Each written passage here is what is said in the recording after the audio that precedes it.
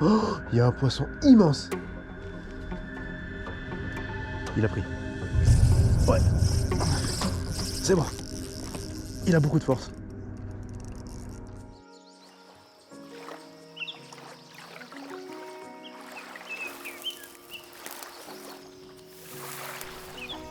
Les amis, j'espère que vous avez la forme et bienvenue dans cette nouvelle vidéo. Aujourd'hui, j'ai une idée. J'avais envie de vous faire découvrir ma pêche préférée. On est à peu près à mi-janvier. C'est bientôt la fermeture et du coup, il faut en profiter pour faire un maximum de sessions. Contrairement à ce qu'on peut croire, en plein hiver, les poissons ne sont pas forcément tous au fond de l'eau et léthargiques. Certaines fois, quand il fait très beau comme aujourd'hui, ils arrivent en bordure. Ça m'est arrivé par le passé de voir par exemple des gros brochets ou des perches énormes, même des gros basses juste au bord, là, à quelques mètres du bord. Ça m'est déjà arrivé. Aujourd'hui, ce qu'on va faire, c'est qu'on va parcourir le bord de l'eau et on va essayer de traquer ces poissons justement à vue. Et c'est pour ça que j'adore cette pêche, c'est parce qu'on va pouvoir voir les poissons. Pour ça, j'ai des petits leurres pour la pêche légère qui vont nous permettre de décider ces poissons qui sont quand même souvent difficiles puisque ça reste une pêche hivernale. Donc j'ai les Dolive Craw qui sont des petites écrevisses très réalistes avec des pinces qui sont équipées d'une bulle. En fait, une fois qu'elle est dans l'eau, cette écrevisse se retrouve les pattes en l'air, ce qui lui permet d'imiter à la perfection une vraie écrevisse. J'ai aussi des Dolive Shrimp pour une pêche plus en finesse, pour décider des poissons plus compliqués, qui sont des petites créatures. Et enfin les Dolive Crawlers que j'affectionne énormément parce que c'est des worms d'une efficacité redoutable, très réaliste. Pareil pour les poissons, ça c'est plutôt pour viser les perches et les basses. Les cendres aussi ça marche, mais les cendres c'est rare qu'ils y soient à cette période, ils viennent plutôt après.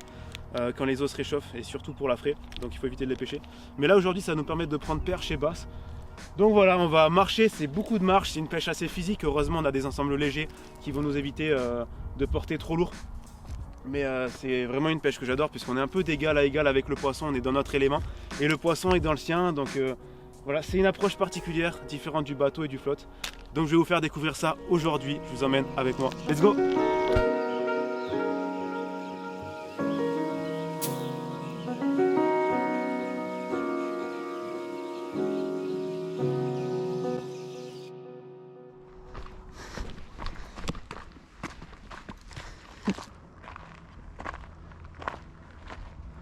Il y en a un là, Dédé. Je suis arrivé beaucoup trop vite. Heureusement, il n'est pas parti. Alors, il était léthargique. Impossible de le voir parce qu'il bougeait pas. Il est collé au fond. Et j'ai fini par le voir en arrivant dessus. Heureusement pour moi, il n'est pas parti. Un coup de chance. Je vais lui mettre le verre devant le nez. Peut-être qu'il va prendre, peut-être qu'il va pas prendre, je sais pas.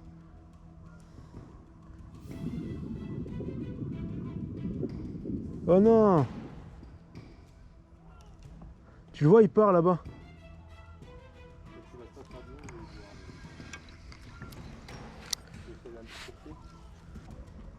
Ah, s'ils sont tous comme ça, on va pas en faire beaucoup.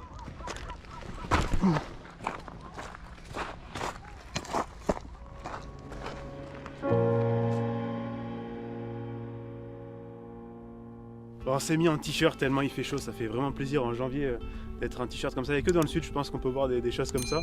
Du coup, là, ce qu'on fait, on marche, comme je l'ai dit, et il faut rester hyper attentif à la moindre chose qu'on voit sur l'eau, la moindre tache, le moindre remous. Pour être plus efficace dans ma pêche, j'utilise des lunettes polarisantes. C'est un réel avantage quand on pêche comme ça à vue. Là, c'est les leech que j'utilise aujourd'hui. Donc on reste attentif, des fois la fatigue s'installe puisqu'on fait beaucoup de distance en termes de balade. Mais il ne faut pas laisser la fatigue s'installer, il faut rester vraiment tout le temps aux aguets pour voir la moindre activité du poisson. Donc on repart, let's go! Pour rester lucide.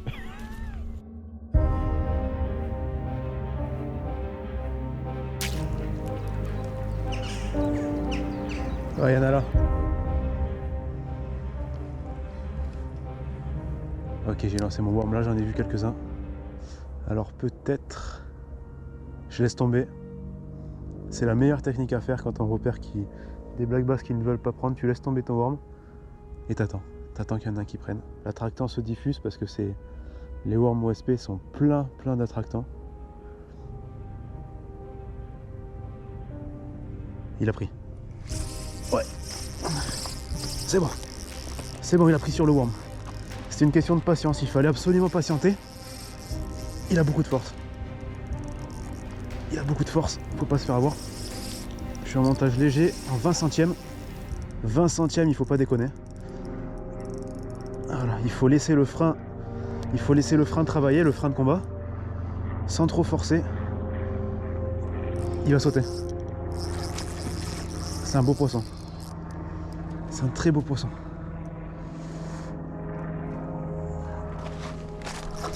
Oh.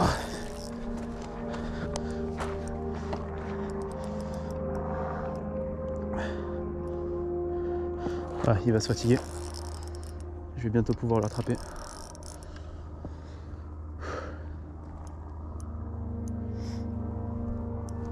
Le Dolive Crawler qui fait des siennes.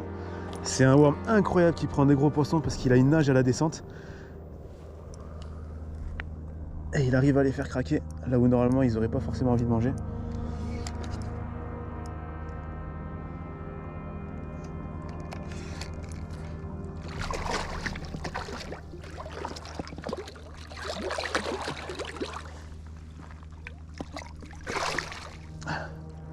Voilà. Et ben le mois de janvier qui réussit. Super basse.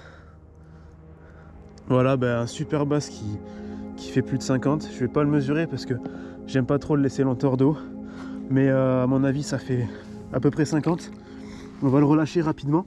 Il a pris sur le worm OSP Dolive Crawler que je commence à utiliser. Comme j'ai dit, OSP c'est une marque que je découvre. Et que je découvre bien, la preuve. Donc c'est génial, on va pas tarder à le relâcher.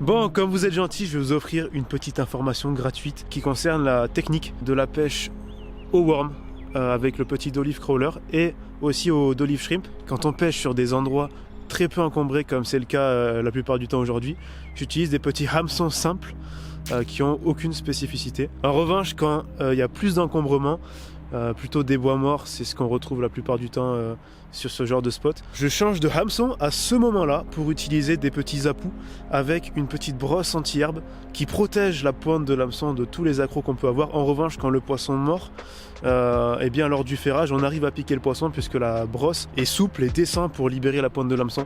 C'est génial, je vous mets le petit lien de ça dans la description si vous voulez vous procurer ce petit hameçon. Voilà, on repart pour la vidéo. C'est parti!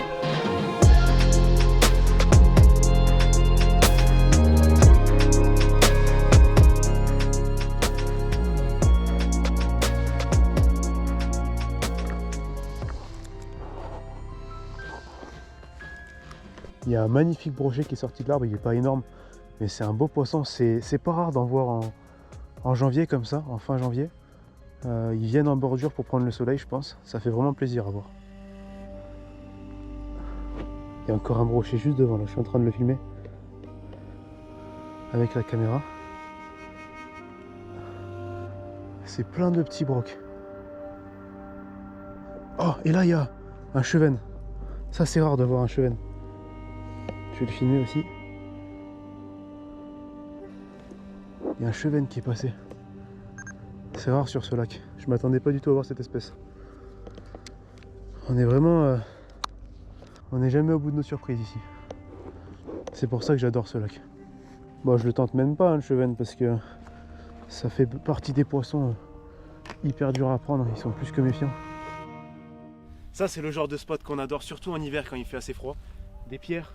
Et des pierres au soleil, en fait elles renvoient la chaleur du soleil et c'est des spots qui attirent justement les poissons qui viennent se réchauffer aux alentours. En fait ils tournent un petit peu, donc on va essayer de pêcher ça toujours en étant le plus discret possible. C'est parti.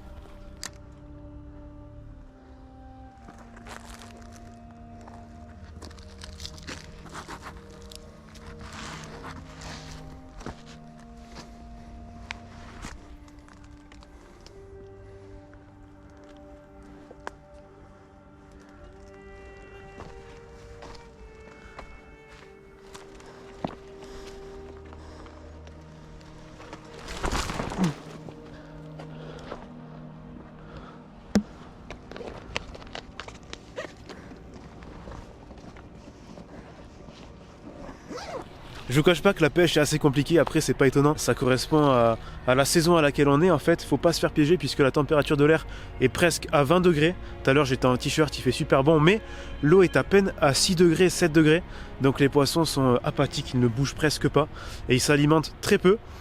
Du coup ce que je vais faire là, le problème c'est que j'ai fait beaucoup de chemin, ça mordait pas, du coup je vais revenir là où j'ai pris du poisson. Tout à l'heure il y a un endroit où j'ai pris le seul poisson de la journée et je vais retourner à cet endroit là. C'est comme ça qu'il faut réagir je pense en hiver, quand ça mord pas il faut vraiment se focaliser sur le peu d'endroits où on peut prendre du poisson. Cet endroit on va y retourner à pied en essayant de faire un deuxième ou peut-être si on a de la chance un troisième poisson pour cette vidéo. Voilà, on va s'y retrouver, c'est parti.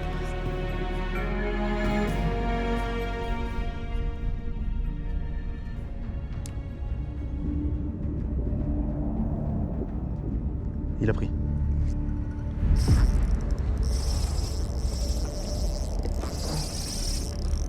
Oh oui.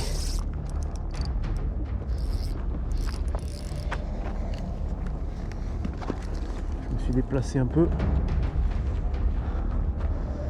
Super poisson. Encore un. Encore un qui n'a pas résisté. Il est plus petit.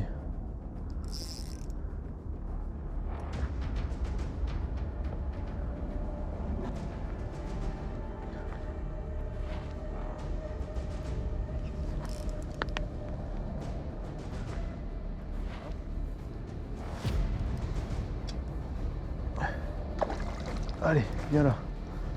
C'est terminé. Il a plus la force de sauter. Oh, si. Yes. Beau poisson. Tu peux t'approcher. Là, je m'approche moi. Voilà, un magnifique bass qui a pris encore sur le d'olive crawler. C'est pas besoin d'utiliser le shrimp ou l'accro puisqu'il fait son taf. Je suis très content. Allez, on va relâcher ça. Il a des belles marques. Je suis vraiment content de ce poisson. Il doit faire une quarantaine de centimètres. C'est des carnassiers incroyables. Et on peut les pêcher à vue, c'est fou comme pêche. C'est vraiment un truc qui me passionne.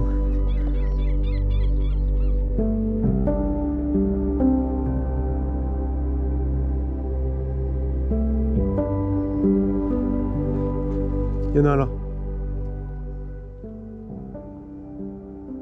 Je vais le faire. Il va craquer. Il est à 2 cm frérot. Ah. Oh. Non. Il va reprendre, il va reprendre.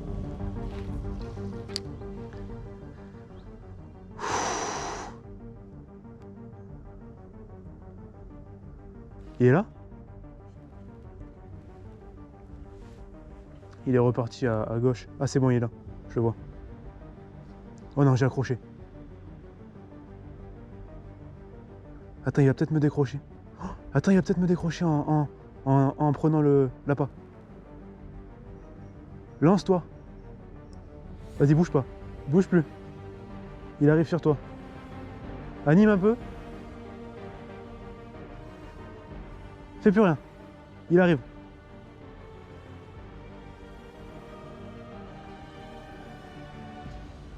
Fais gaffe si tu dois ferrer aux herbes en haut. On va le faire. Hein? Je te vois plus. Oh, tu l'as? Yes! C'est bon ça! Yes! Alors j'explique un peu la situation. Tu l'as décro? Oh non, j'ai la haine. Oh non. Et il faisait 50 hein? Franchement, j'allais dire il faisait au moins 45. Il a tapé quand? Bah, écoute, au moment où j'ai animé sur le côté, j'ai vu le fil partir sur le côté, j'ai mouliné et bam. Bon là on le fera pas celui-là. Putain. En fait j'ai loupé un poisson. Enfin je l'ai pas loupé, je l'ai vu.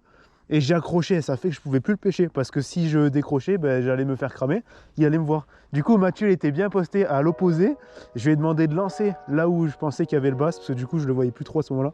Et il a fini par le prendre, énorme, belle action. Très très belle action.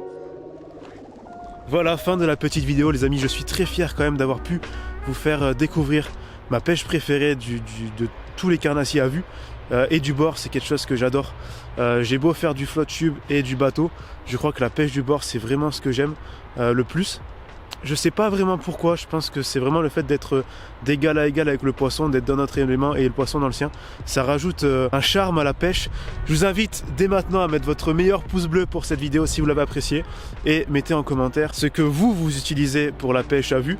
Dites-moi si vous revoulez de la pêche à vue. Et puis nous, on va se quitter sur ces mots. Je crois que j'ai fait le tour de tout ce que je voulais dire. On se retrouve pour un prochain épisode. Portez-vous bien jusque là. Bye!